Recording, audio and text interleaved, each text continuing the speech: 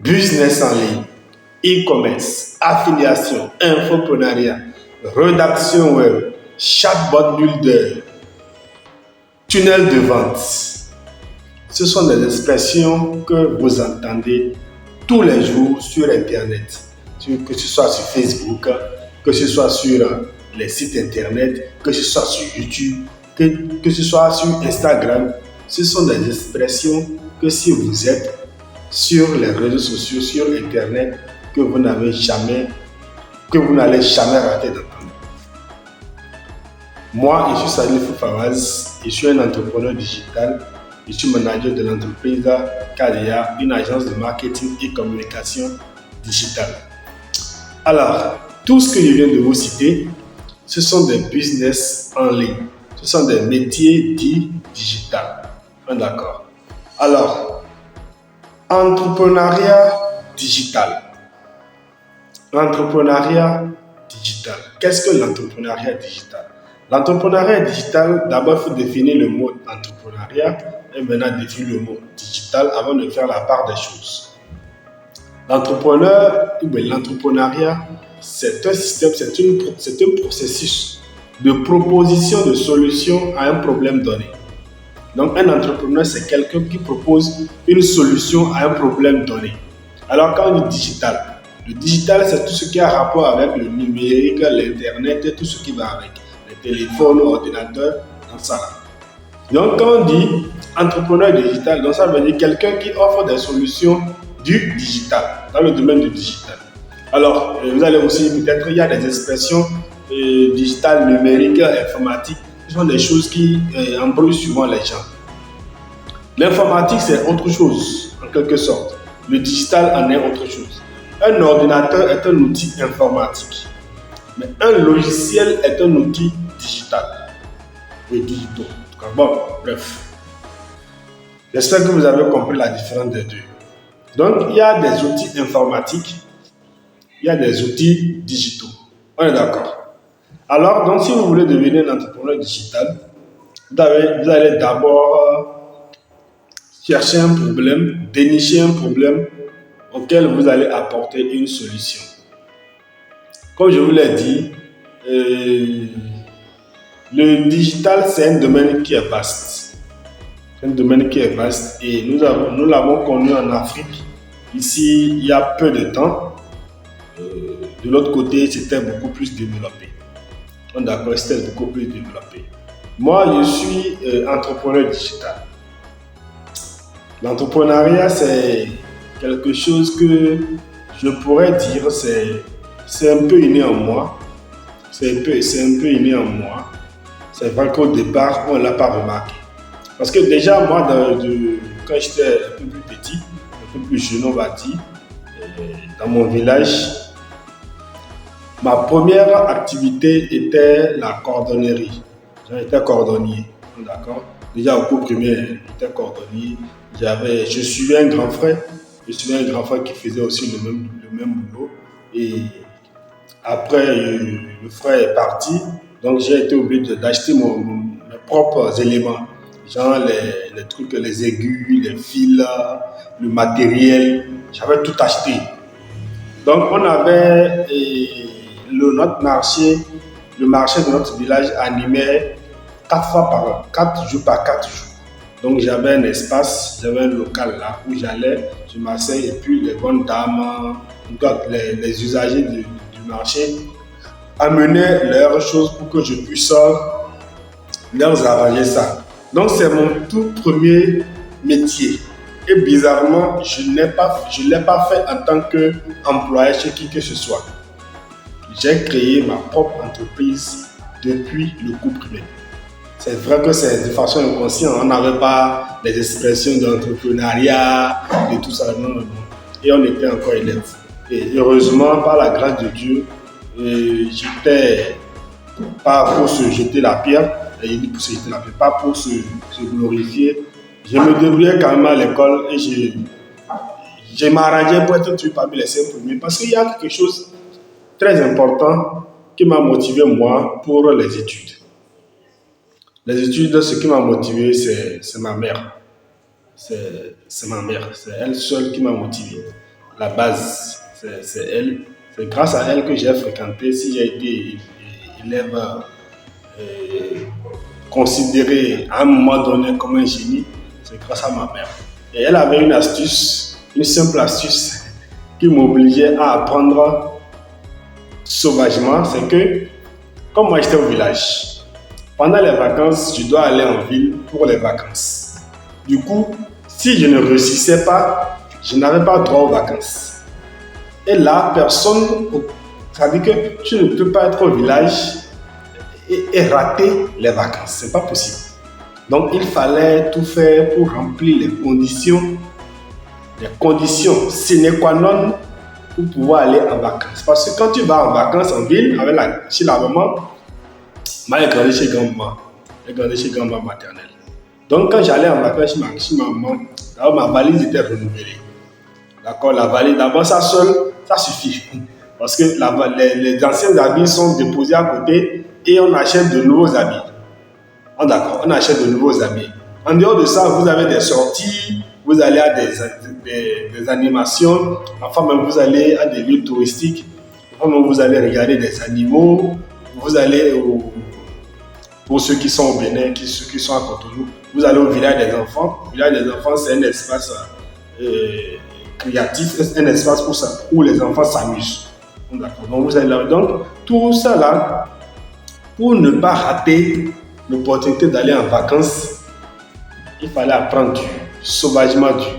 Donc c'est l'un des critères qui a fait que moi j'ai été bon à l'école, malgré que je faisais des petites choses à côté. C'est pas que je manquais d'argent ou que c'est vrai qu'on n'était pas riche. Maman n'était pas riche. Je n'étais pas resté avec mon père, je n'ai pas connu mon père jusqu'à l'âge de 15 ans ou 16 ans, je crois. Bon, nous, on a été. Nous sommes des enfants de la rue, des enfants, ce qu'on appelle enfants de la rue. Nous sommes le résultat, on va dire, nous sommes le résultat des circonstances. On va dire des circonstances. Mais cela n'est pas un problème. Cela n'a pas été un problème pour moi. J'ai grandi avec grand-maman, je suis resté au village. J'ai grandi là-bas. Maman était en ville, elle travaillait pour trouver de quoi subvenir à nos besoins et pour de quoi payer la scolarité aussi. Jusqu'en classe de 5e, non, jusqu'en classe de 4e. Donc je passais en 3e quand j'ai rejoint ma famille partenaire. Donc c'est de là. Même là encore, je ne suis pas resté avec mon père. Je suis resté avec mon père qu'en terminale, en 2016. Donc c'est là, c'est la seule, et c'est une seule année que j'ai fait. Je suis resté avec lui une seule année de toute ma vie. Et malheureusement, il ne vit plus. Donc maman aussi ne vit plus depuis 2011. Voilà l'un des événements aussi qui a bouleversé ma vie et qui a fait que je me suis vraiment engagé dans ce qu'on appelle prendre soin de soi-même. C'est vrai, et je le répète, je ne connaissais pas l'expression entrepreneuriat ou bien tout ce qui va avec. Non, on était là. Donc, en 3e, je me rappelle, quand j'avais rejoint ma famille paternelle, j'étais devenu meunier. C'est ceux qui écrasent le maïs avec le moulin. Donc, j'ai fait ce métier. Et on a trouvé une machine avec un grand frère, une machine d'un de nos oncles qu'on a réparée. C'était une machine qui était délaissée, on l'a réparée et on a commencé le job. Après ça, j'ai fait la charpenterie. La charpenterie, ceux qui font les tôles sur les chemins et sur les chambres là. J'ai failli être très bon dedans. Et après ça, j'ai fait la coiffure aussi. J'ai fait la coiffure et mon patron de la coiffure m'a renvoyé quand il m'a dit de signer contrat et de laisser l'école. Il a dit non, ça c'est pas possible. Je ne peux pas laisser l'école et devenir coiffeur. Bon, si on le savait, je crois que si je pouvais aller en arrière, il est possible que si on m'était donné l'opportunité de revenir en arrière, je pense que cette idée m'aurait vraiment intéressé. M'aurait vraiment intéressé. Donc après, on a passé le bac une fois, ça n'a pas marché. On a passé encore une deuxième fois, ça n'a pas marché. Et après, on est allé une troisième fois. Et c'est là que nous avons eu le bac. Donc, il faut aussi noter, moi, bizarrement, c'était ma seule année que j'ai échoué depuis le CI que j'ai commencé. J'avais échoué. Alors, donc, mais malgré ça, malgré tous ces trucs-là, et puis bon, la seconde, la première, on faisait des petits boulots, on se prenait pour des chefs, des patrons, on n'était pas entrepreneurs. Bon, on n'avait pas l'expression, mais la culture, ouais, les trucs d'entrepreneur, non. Mais on le faisait par instinct, je vais dire. On le faisait par instinct. Alors, il faut savoir que dans la vie, il y a certaines choses que vous pouvez faire par prédilection. Il y a certaines choses que vous pouvez faire par prédilection. Il y a certaines choses que vous pouvez vous forger à faire. Il y a certaines choses que vous pouvez vous forger à faire. Je prends l'exemple de deux grands joueurs que tout le monde connaît, Messi et Cristiano Ronaldo. Vous allez voir que de ces deux joueurs, il y a un qu'on peut dire d'une manière, bon, on ne va pas le dire ainsi, qu'il est venu avec. Il est né avec. Il y a l'autre qu'on va dire qui s'est forgé, il s'est transformé pour être bon dans le domaine. Donc, il y a de ces natures-là. Il ne faut pas qu'on se monte. Il y a certaines personnes qui ont la facilité de faire quelque chose que d'autres personnes. C'est naturel, c'est naturel. Donc, l'entrepreneuriat, ce n'est pas, à mon avis, quelque chose d'atypique. Genre, ce n'est pas une chose, on dit, ce n'est pas une sauce avec des ingrédients déjà connus. Non, non, non. C'est un mélange. C'est un mélange. Et c'est-à-dire que c'est imprévisible. C'est imprévisible. C'est imprévisible. Donc, comme je le disais, moi, je suis un orphelin à 300%. Quand il dit orphelin à 300%, parfois ça étonne les gens parce qu'ils ne comprennent pas pourquoi je le dis. Parce que moi et ma grand-maman maternelle ne vit pas. Grand-papa maternel ne vit pas. Maman ne vit pas. Grand-maman paternelle ne vit pas. Grand-papa paternel ne vit pas. Papa aussi ne vit pas. Donc, quand on prend tout, je fais un orphelin de 360 degrés. Genre complet, quoi. Mais cela n'est pas un frein. Cela n'est pas un frein pour ne pas se battre. Il y a des gens encore qui sont dans des situations plus sévères, plus dures, c'est-à-dire plus compliquées. Il y en a même qui ont leur mère ou bien leur père vivant, mais qui souffrent. Parce que moi, pour dire vrai, moi, je n'ai pas beaucoup souffert. C'est vrai que j'ai vu des trucs pas possibles. J'ai dormi à des endroits pas possibles. J'ai été confronté à la jalousie familiale. Mais pourtant, j'estime que je n'ai pas souffert. Parce que, avec tout ce que j'ai pu faire avec mes débrouillardises jusqu'à arriver à ce stade-là, je pense que ça peut aller. Avec un peu de courage, ça pourra aller. Alors, l'entrepreneuriat, c'est pas une sauce dont les ingrédients sont connus. C'est comme le destin. Parfois, quand j'en parle, j'ai l'impression, moi-même, je me vois comme un philosophe.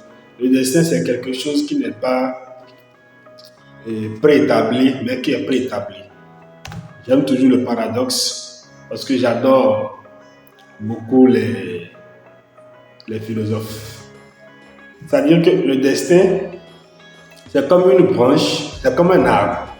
Le destin est comme un arbre que vous pouvez utiliser, avec plusieurs branches que vous pouvez utiliser. La résultante étant de cueillir des fruits. Donc l'arbre a un tronc d'arbre. Et en haut, vous arrivez au niveau des branches. Maintenant, les branches constituent en fait votre destin.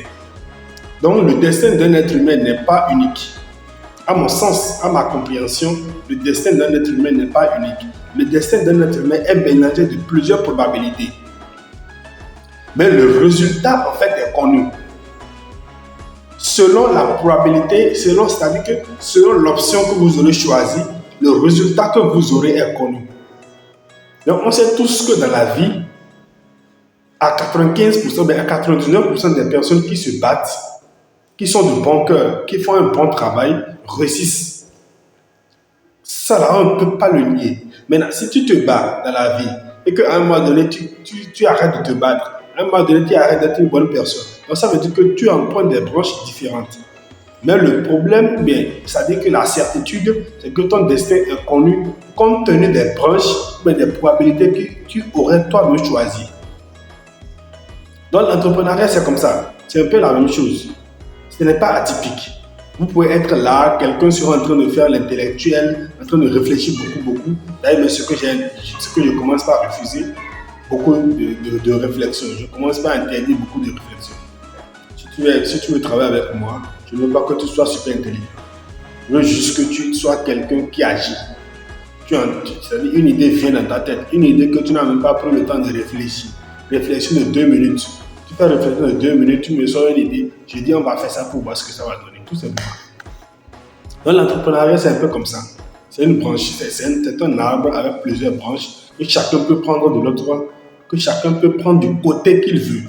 Mais compte tenu des branches que vous aurez prises, dans le parcours, le résultat est connu. Donc c'est ce résultat-là que les gens disent que c'est prédit. Vous pouvez, c'est-à-dire que vous pouvez emprunter une branche. Donc le résultat est connu et en chemin changer une autre branche pour changer le résultat. Je pense que c'est l'être suprême qui a créé ça ainsi, celui que nous appelons tous Dieu. Je pense que c'est lui qui a créé ça ainsi et nous devons le comprendre ainsi. En tout cas, à ma manière, c'est ce que je le comprends. Donc, je reviens à l'entrepreneuriat pour te faire allusion à cet arbre-là qui a plusieurs branches. Si vous voulez vous lancer dans un domaine, pour devenir entrepreneur dans le domaine, parce que vous pouvez être dans un domaine et ne pas être entrepreneur. C'est comme ceux qui confondent souvent les hommes d'affaires dans les businessmen. Les businessmen ne sont pas des entrepreneurs, ils sont des commerçants. Bon, je ne vais pas rentrer dans ce débat-là. Alors, entrepreneuriat digital, vous avez besoin d'être compétent, vous avez besoin d'une compétence, vous avez besoin de suivre une formation. Là encore, comme je l'ai dit, ce n'est pas exigé, ce n'est pas systématique, mais ce n'est pas une prescription. Parce que moi, j'ai commencé l'entrepreneuriat, je n'ai pas suivi de formation, pour dire la vérité. Je n'ai pas suivi de formation et j'avais déjà créé mon entreprise avec le nom de l'entreprise, avec mes services et je m'étais nommé le directeur général. Voilà. Donc, il faut aussi dire aussi que, compte tenu de ce que je faisais dans mon cours primaire, secondaire, j'avais été nommé PDG. Donc, les gens m'appelaient un surnom. Les gens m'avaient donné le nom de PDG. Bien que je ne le sois pas. Donc, c'était un surnom. C'est maintenant qu'on est en train de lutter pour que dans la vie, ça devienne la réalité. Parce qu'un PDG, c'est quelqu'un qui est à la tête d'une entreprise, d'une société anonyme SA, dont le capital social est au moins de 10 millions et dont l'entreprise possède un conseil d'administration. Donc, c'est le conseil d'administration là. C'est celui qui préside le conseil d'administration qu'on appelle là le président directeur général. Voilà, je pense que c'est ça.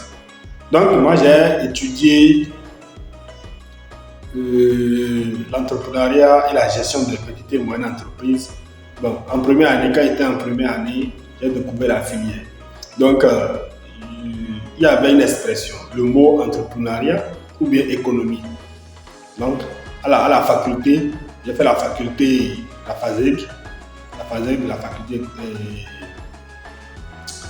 de sciences économiques et de gestion de la FASEG de l'université d'Abou-Calavi. Donc, il y avait un mot entre le E, parce que notre filière s'appelait EGPME. Donc, il y a le E qui causait un petit problème. Soit c'est entrepreneuriat, soit c'est économie.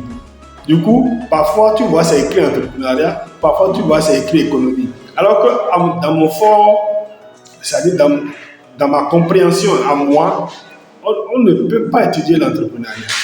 Ce n'est pas quelque chose figé. On ne peut que étudier les aptitudes que pourrait avoir ou bien que devrait avoir un bon entrepreneur. et c'est ce que nous avons finalement étudié. Alors, parfois, j'ai dit économie et gestion des petites et moyennes entreprises. Parfois, je dis entrepreneuriat et gestion des petites et moyennes entreprises. En tout cas, c'est ce que j'ai fait et c'est dans ça que j'ai eu ma licence, j'ai été diplômé dans ça.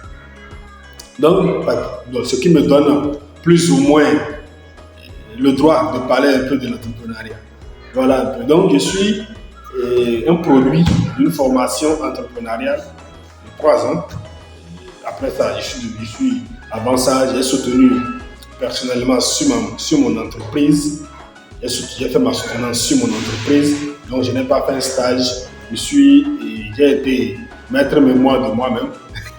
Donc, voilà un peu, j'étais entrepreneur étudiant. J'étais un étudiant entrepreneur. Bon, voilà.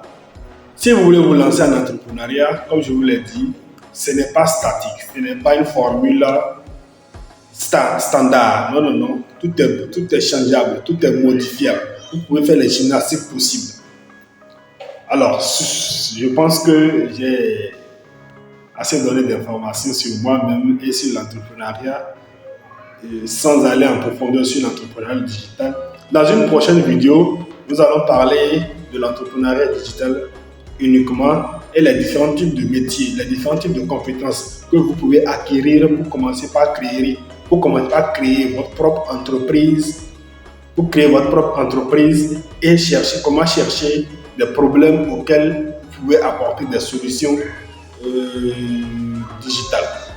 Voilà un peu. Donc, abonnez-vous et n'oubliez pas de liker si la vidéo vous a un temps soit peu intéressé, vous a apporté quelque chose. N'oubliez pas de liker, abonnez-vous et activez la cloche de notification et on s'attrape. Ciao, ciao.